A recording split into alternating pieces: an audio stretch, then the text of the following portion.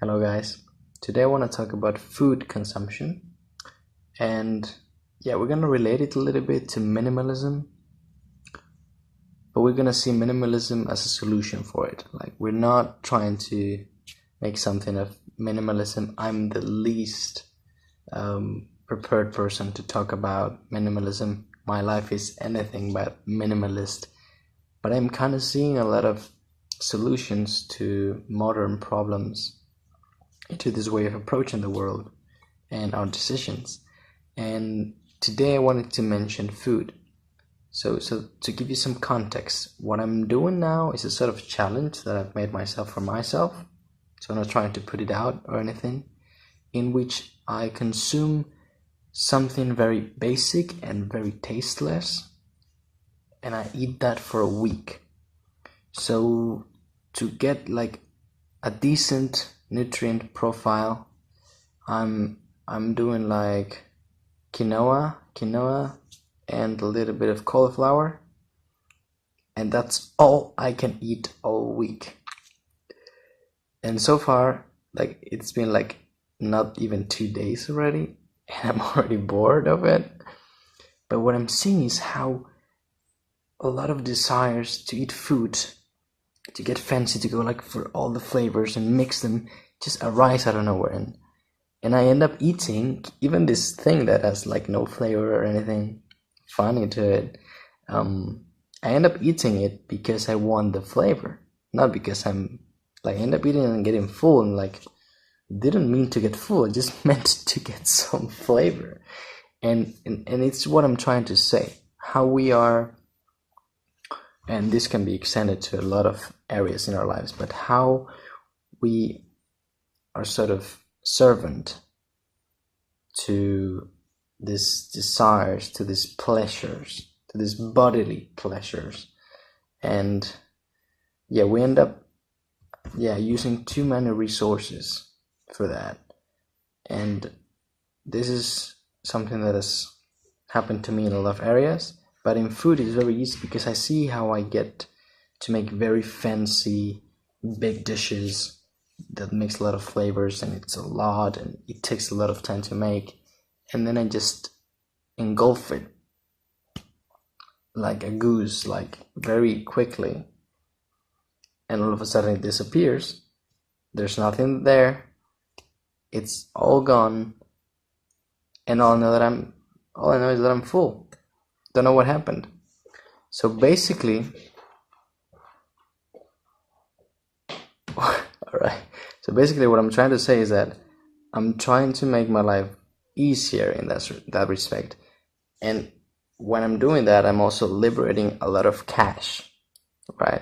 So now that I'm thinking about vagabonding, just going through the world with my backpack and seeing shit, this is especially useful because I'm kind of calculating that I tend to spend on the order of 60 to 100 euros to eat per week, and with this completely tasteless method, it's amounting to something from 3 to 7 euros per week.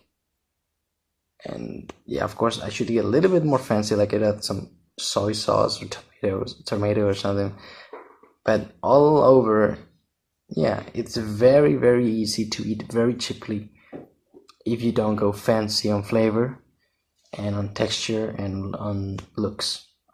So also I bought this in Morocco, which I find pretty fancy, and I'm only eating in this thing, everything.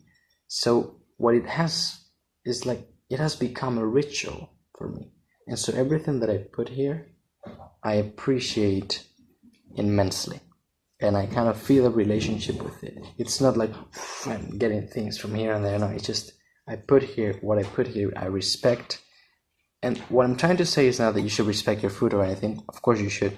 But what I'm trying to say is that through that, making it more personal, what I'm getting is a very renewed and richer experience of tasting my food. And so I put only one thing there, right? Not many dishes, not a mix, just one thing that I have a little bit more mindfully. And so it is just, I just wanted you to come with me, in this kind of reflecting a little bit on how we have made food consumption into an entertainment item more than something to nurture us, right? Sometimes it goes against proper nurturing with like very unhealthy food, and it's all for the sake of flavor. What I'm trying to say is that we have become kind of slaves of this flavor thing, forever serving it. And because food is kind of a necessity, like nutrients are a necessity, of course, we are also telling ourselves that we have to be slaves of this whole process that is also somewhat expensive, especially in Europe. It's very expensive in America. So yeah, I wanted just to put it there so that you can also think about it, maybe the same light, that food is there because of the nutrients, not of the entertainment experience that it flavors convey.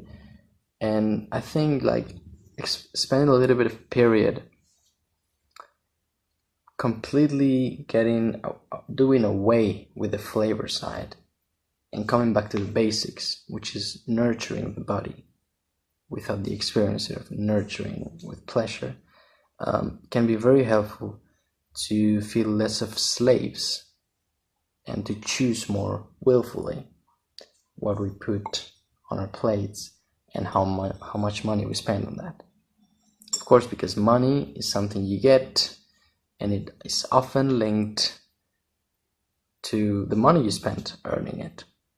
So what I'm trying to do is just liberating time of life to enjoy and do things that I want, that I enjoy. Because in the end, I'm not gonna remember the times where I had this sort of fleeting pleasure like food. I'm gonna remember the times in which I was happy, which I was moved, and I loved somebody. Like all these things that are actually free are the ones that give a life meaning, and not the mere indulgence in pleasure, right? So yeah, I just wanted to get down to the basics of food, and in the process saving a lot of cash that can give me free up some time to just enjoy and not think too hard, right? So yeah, that's about it. I think that's for today's video. It was a long one, as always. But yeah, I'm happy that you went through all of it. Thank you very much. And I'll be happy to see you on the next one tomorrow. Bye-bye.